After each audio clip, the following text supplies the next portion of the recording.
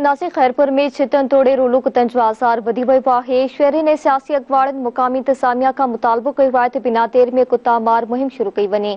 वधीक तफ़सील गुलमीर फुलफोटो जी हिन रिपोर्ट में। खैरपुर शहर ऐं भरपासे वारे इलाइक़नि में छितनि कुतनि जो आज़ार वधी वियो। रहवासी सख़्त परेशान। स्कूल ॾांहुं ईंदड़ वेंदड़ शागिर्द तोड़े शहरनि खे सख़्त मुश्किलातुनि खे मुंहुं ॾियणो पवे थो। शहरनि धरती टीवी न्यूज़ सां ॻाल्हाईंदे चयो त डेली तकरीबन ये समझो त 20 खां 30 जे अंदरि मतलब मरीज़ असां वटि अचनि था।